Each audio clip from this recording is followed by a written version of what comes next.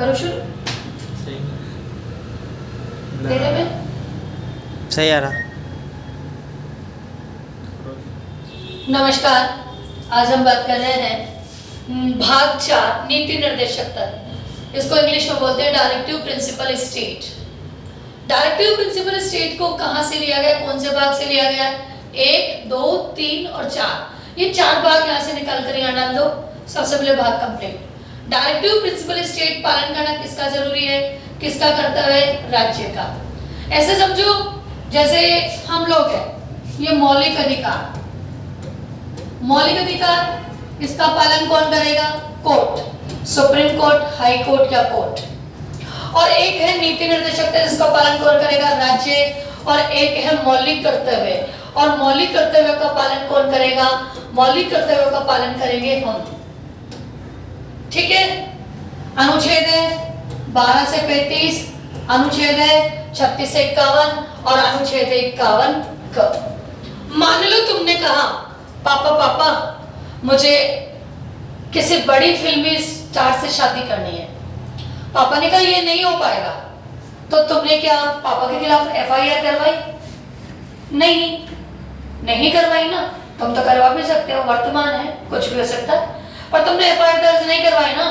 तो उसी तरह अगर राज्य अपने किसी कर्तव्य का पालन पूरा नहीं करता है तो उसके विरुद्ध FIR दर्ज नहीं करवा सकते। पहली बात क्लियर? आप इसको कोर्ट में नहीं ले जा सकते। पहला अनुच्छेद हो गया 36 से 51। कहां से लिए? आयरलैंड ने भी उधार लिए थे स्पेन से। अनुच्छेद 36 क्या कह रहा है?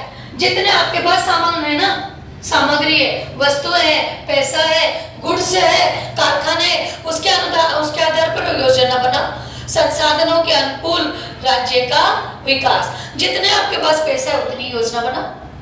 आपके पास फ्री में दवाई देने का पैसा है, फ्री में दवाई दो। आपके पास फ्री में मोबाइल बांटने का पैसा है, मोबाइल बांटो। पर नहीं है तो उस योजना को बंद कर सकते हो। अनुच्छेद 37 क्या कहता है? नीति निर्देशक तत्वों को न्यायालय द्वारा संरक्षित नहीं किया गया है। अगर सरकार वैकेंसी नहीं निकाल रही, राजस्थान सरकार, तो क्या तुम उसके विरुद्ध कोर्ट में चल जाओगे? कभी कुछ किया है ऐसा? ना तो किया है, ना कर सकते हैं, क्योंकि अधिकार में ही नहीं है। आप न्यायालय में जा ही नहीं सकते। राज्य की कभी देखा है किसी विधवा की पेंशन नहीं आ रही हो तो तुम कभी कोर्ट में गए हो? कभी नहीं गए ना। ऑफिस के चक्कर काटते हो, पर कोर्ट में कभी नहीं गए। कोर्ट में क्यों नहीं गए? क्योंकि न्यायालय द्वारा संरक्षित नहीं किया गया है। अनुच्छेद 38 क्या कहता है? राज्य की लोक कल्याणकारी अभिवृद्धि के लिए ऐसी व्यवस्था बनाएगा जिसमें अधिकतम लोगों को सामाजिक, आर्थिक और राजनीतिक न्याय मिले। ऐसी योजना बनाओ जिसमें गरीब से गरीब तबका भी इसमें भाग ले, गरीब से गरीब तबका भी इसमें भाग लेगा। अनुच्छेद 39 क। अनुच्छेद 39 क क्या कह रहा है? अनुच्छेद 39 क ये कह रहा है कि समान निशुल्क विधिक सहायता। किसकी विधिक सहायता दे रहे हो भाई?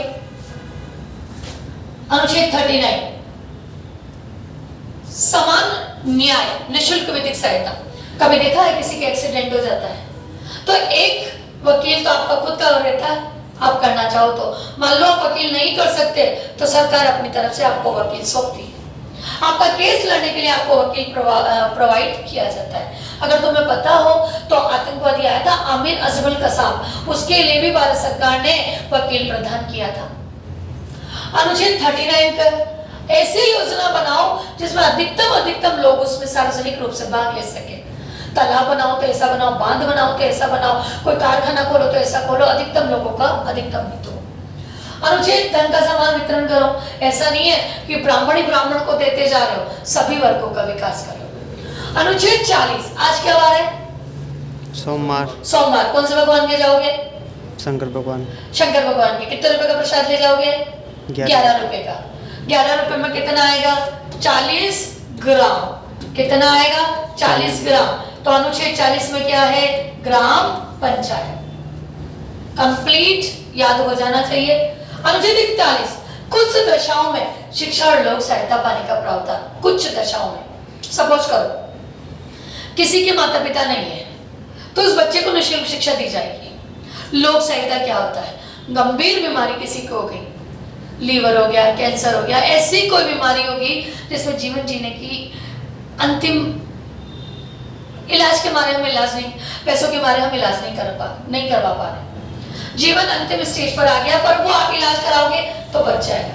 तो सरकार, राजस्थान सरकार 1 लाख रुपए और सेंट्रल गवर्नमेंट 5 लाख रुपए तक देती है, पर ऐसे ही नहीं देती है, वो देती है उसमें आपके आईडी प्रूफ चाहिए, आपका रजिस्ट्रेशन चाहिए, आपका जो आय प्रमाण पत्र होता है वो चाहिए, आपके पड़ोसियों को याद होना चाहिए कि ऐसा कुछ हादसा हुआ है, वहां से टीम आएगी, पूरी टीम सर्च करेगी, तभी आपको ये पैसे देगी। कल से आप कह दो मैडम मेरे जुकाम हो रहा है पैसे दिलाओ, तो मैं नहीं दिलवाऊंगी। शिक्षा तो बालिकाओं की तो 12वीं तक फ्री कर ही रखी है, लड़के जाने लड़कों का काम।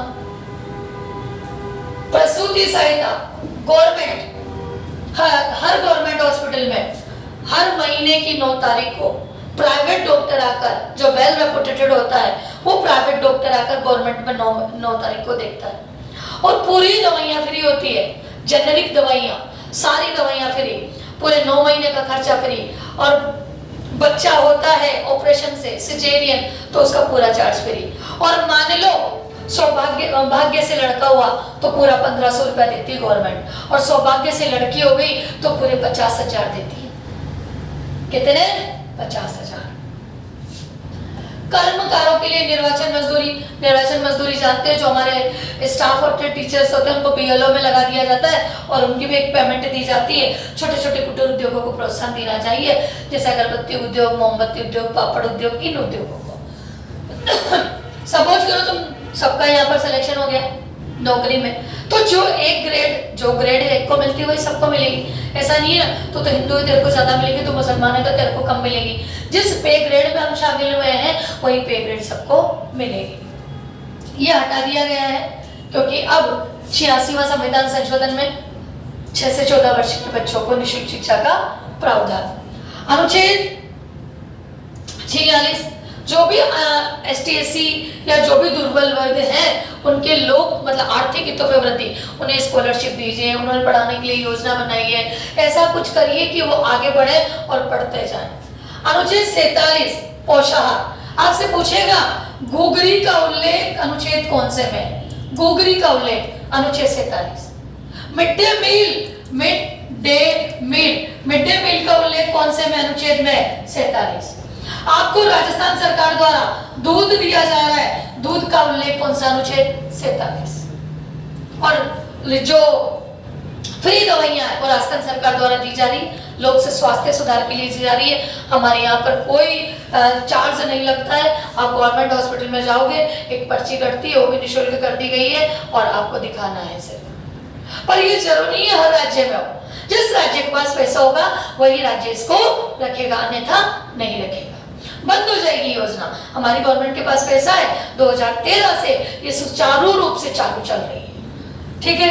अनुच्छेद 48 कृषि और पशुपालन, उसने क्वेश्चन कर दिया भैया, गाय का उल्लेख कौन से अनुच्छेद में? 48। पशुपालन आ गया ना।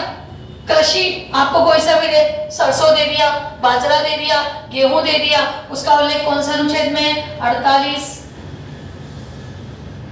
कौन सा अनुच्छेद है? 48। ये बात आपको ध्यान रखनी पड़ेगी कि गाय पूछे, वो अगर ये पूछता है आपका राज्य पशु वो कौन सा है?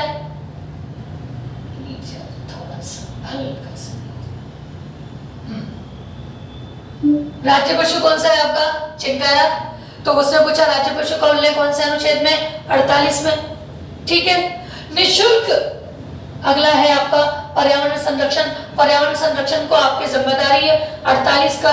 वन व वन्य जीव संरक्षण आपका वन्य जो राज्य रक्षक कौन सा है? खेजड़ी। खेजड़ी का उल्लेख कौन सा अनुच्छेद में? 48 का में। अनुच्छेद 49 राष्ट्रीय महत्व के स्मारकों का संरक्षण। राष्ट्रीय महत्व के स्मारक कौन से है? आमेर का किला, जंतर मंतर, हवा महल, ताजमहल, ये सब राष्ट्रीय महत्व के स्मारक यही तो है। और हम क्या करते हैं? आमेर का किला देखने गए, वहां क्या बना गए? I love Ramasha. तो ऐसे बना के आना, कभी नहीं मिलेगी गर्लफ्रेंड। वहां जो महलों में आत्माएं भटकती ना, वही कभी नहीं मिलने देगी। तो अगर बना के भी आए हो ना, तो इनको बिगाड़ के आना। राष्ट्रीय महत्व के स्मारकों का संरक्षण। अनुच्छेद 50 कार्यपालिका और न्यायपालिका अलग अलग, 100 का आधा कितना होता है 50, 50 में क्या है कार्यपालिका, 50 में क्या है न्यायपालिका। अनुच्छेद 51 उसने क्वेश्चन किया वसुदेव कुटुंबकम की भावना, वसुदेव कुटुंबकम की भावना कौन सा अनुच्छेद है 51। और अनुच्छेद 50 प्राथमिक स्तर पर मातृभाषा में शिक्षा देना, जो कोई नहीं देता है, धड़ल्ले से इसका उल्लंघन हो रहा है। सीबीएसई अंग्रेजी में शिक्षा देती है पर हम कंप्लेन नहीं करा सकते। और अनुच्छेद 351 प्रत्येक राज्य का ये कर्तव्य है कि वह हिंदी के विकास के लिए कार्य करे। और आगे अनुच्छेद 1935 के प्रपत्र में ये शामिल था और बाद में नीति निर्देशक तत्वों में इसे शामिल कर दिया गया है। फिर बात करते हैं बी आर अम्बेडकर ने क्या कहा। बी आर अम्बेडकर ने, भीमराव अम्बेडकर ने क्या कहा, इसे अनोखी व्यवस्था बताया और कहा जो राज्य इसका पालन नहीं करेगा उसका पतन तो निश्चित है।